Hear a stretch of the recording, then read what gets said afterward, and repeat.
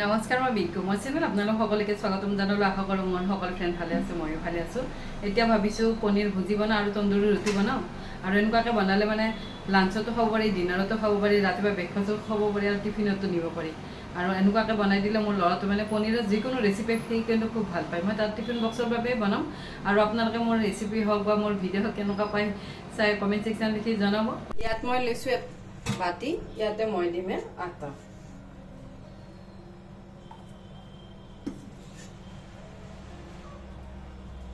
আটা মই গ্লুক'জ লৈ ললোঁ। ইয়াতে মই দিছোঁ এচামুচ চেনি, ইয়াতে দিছোঁ নিমখ, ইয়াতে দিছোঁ বেকিং পাউডাৰ। এয়া মই গোটেইখিনি ভালদৰে মিক্স কৰি লৈছোঁ।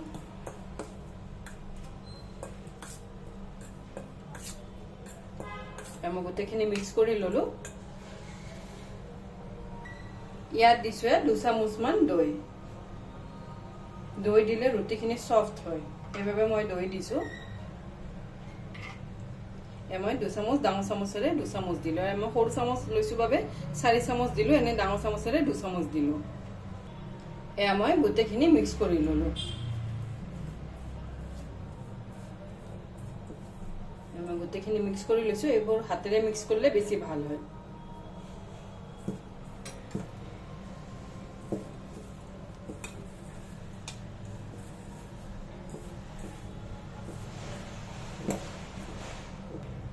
মই গোটেইখিনি মিক্স কৰি ললোঁ। লৈ ইয়াতে দিছোঁ পানী। পানী দি ইয়াৰে মই এটা ডো বনাই লম।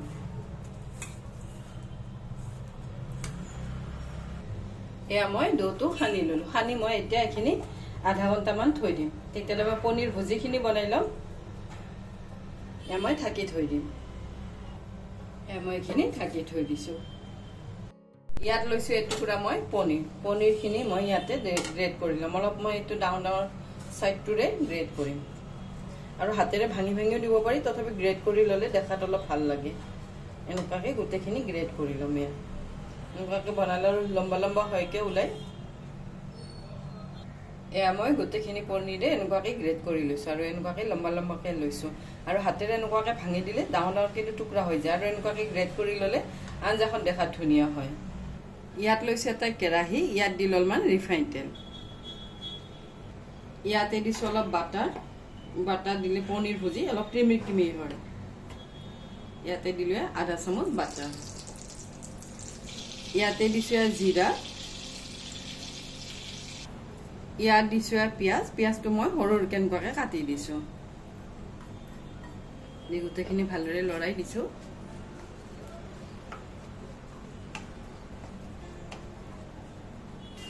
ইয়াতে দিছোঁ কেঁচা জলকীয়া 2টা। মই সৰু কেনেকুৱাকৈ কাটি দিছোঁ। দি এইখিনি ইয়াৰ লগত লৰাই দিছোঁ। ইয়াতে দিছোঁ আদা নহৰু, এইখিনি মই খুন্দি দিছোঁ। ইয়াতে মই 2 চামুচ দিলোঁ। দি মছলাখিনি গোটেইখিনি ভালদৰে ভাজি ল'ম।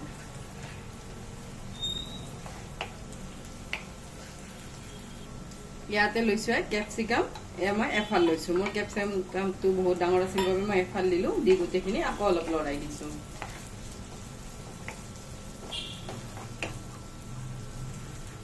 ইয়াত দিছোঁ সোৱাদ অনুসৰি নিমখ। ইয়াতে দিছোঁ হালধি পাউডাৰ।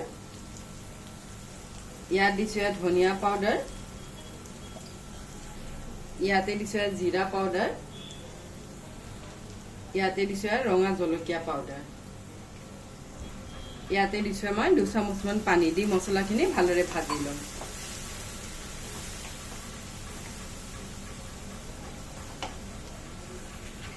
ইয়াত লৈছোঁ মই বিলাহী। বিলাহীত মই গুটিটো পেলাই দিছোঁ। এইখিনি ইয়াৰ লগত ভালদৰে ভাজি ল'ম। মই গোটেইখিনি লৰাই দিছোঁ। লৰাই মই এইখিনি ঢাকি দিম। এয়া মোৰ গোটেইখিনি মছলাই ভালদৰে ভাজি হৈ গ'ল। আৰু এনেকুৱাকৈ ভাজি ল'লে তেতিয়া আৰু তেলখিনি ছেপাৰেট হৈ যায় আৰু বাটাৰখিনিও ছেপাৰেট হৈ যায়। ইয়াতে মই দিছোঁ অলপমান পানী। পানী নিদিলেও হয়, কিন্তু মই অলপ গ্ৰেভি কৰিম বাবে অলপমান দিলোঁ ইয়াতে পানী। দি আকৌ এইখিনি ভালদৰে বইল তুলি ল'ম। এইখন আঞ্জা হ'লে আৰু বেলেগ আঞ্জা নালাগে, সেইবাবে মই অলপ পানী দি লৈছোঁ। এয়া মোৰ গোটেইখিনি বইল হৈ গ'ল। ইয়াতে দিলোঁ পনীৰ। মই গোটেইখিনি ইয়াতে দি দিছোঁ, দি ভালদৰে লৰাই দিছোঁ।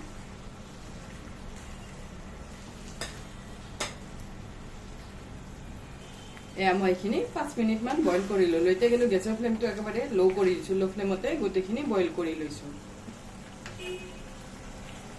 ইয়াতে লৈছোঁ কচুৰি মেথি। কচুৰি মেথিখিনি মই অলপ শুকানে শুকানে টাৱাত ভাজি লৈছোঁ। লৈ ইয়াৰ ওপৰে দি দিছোঁ। এনেকুৱাকৈ দিলে ফ্লেভাৰটো খুব ধুনীয়াকৈ ওলায়। দি গোটেইখিনি আকৌ অলপ লৰাই দিছোঁ।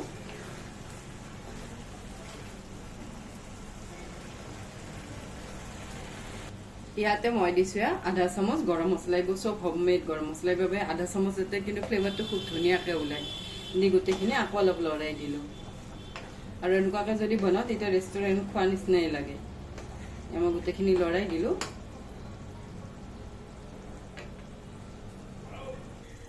ইয়াতে দিছোঁ ধনিয়া পাত।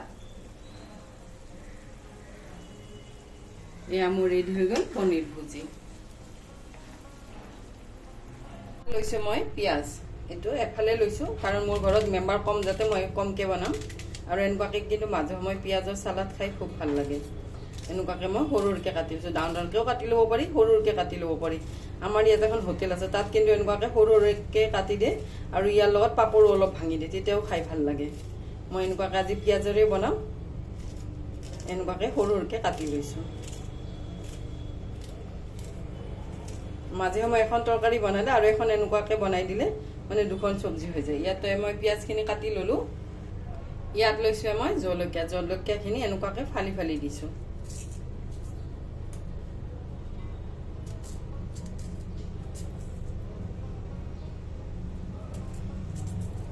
এয়া মই এনেকুৱাকৈ ফালি ল'লোঁ।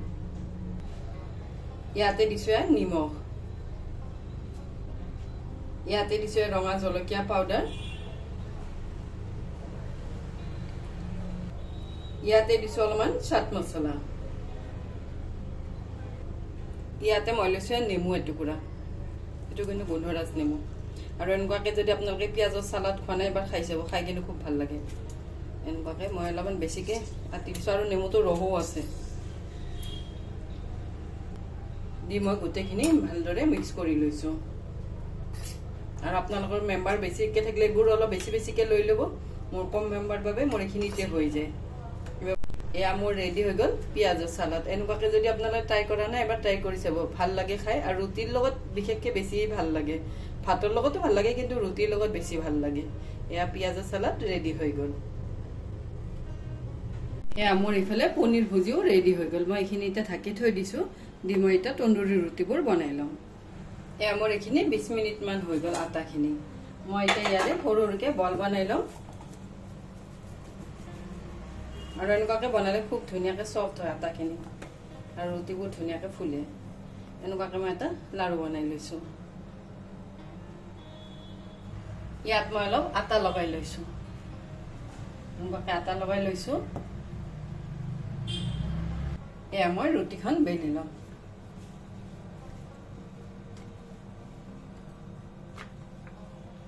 অলপ ডাঠকৈ বেলি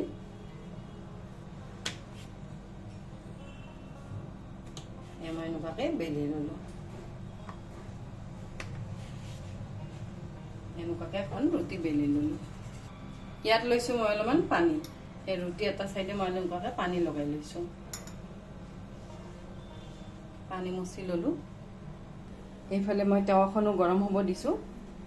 আৰু পানী লগোৱা ছাইডটো মই টাৱাখনত এনেকুৱাকৈ লগাই দিছোঁ, পানীৰ ছাইডটো। এয়া ৰুটিখনৰ পৰা এনেকুৱাকৈ বাবুল বাবুল ওলাই যায়।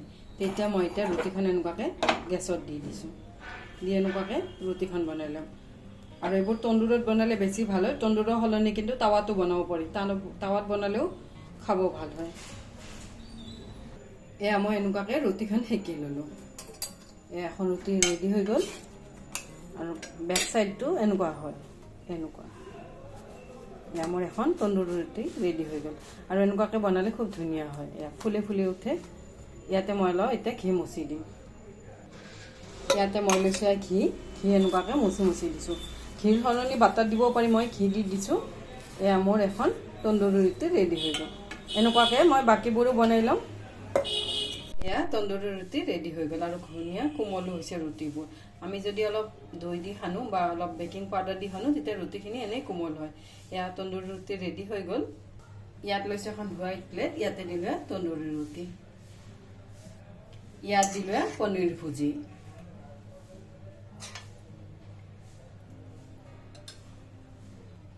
ইয়াতে দিলে পিঁয়াজৰ চালাড। ৰেডি হৈ গ'ল আৰু এনেকুৱাকৈ খুব ভাল হয়। আৰু ল'ৰা ছোৱালীবিলাকে মাজে মাজে অলপ ডিফাৰেণ্ট টাইপৰ বস্তু বনাই দিলে সিহঁতেও ভাল পায়। এয়া মোৰ ৰেডি হৈ গ'ল। ৰেডি হৈ গ'ল। আজি ৰেচিপিকেইটা আপোনালোকে কেনেকুৱা পালে জনাব। আৰু এইবোৰ ৰেচিপি কিন্তু খুব সহজ, চবেই বনাব পাৰে আৰু এইবোৰ ৰেচিপিয়ে ল'ৰা ছোৱালীয়ে খাই ভাল পায়। আজিৰ বাবে আহোঁ। থেংক ইউ, বাই।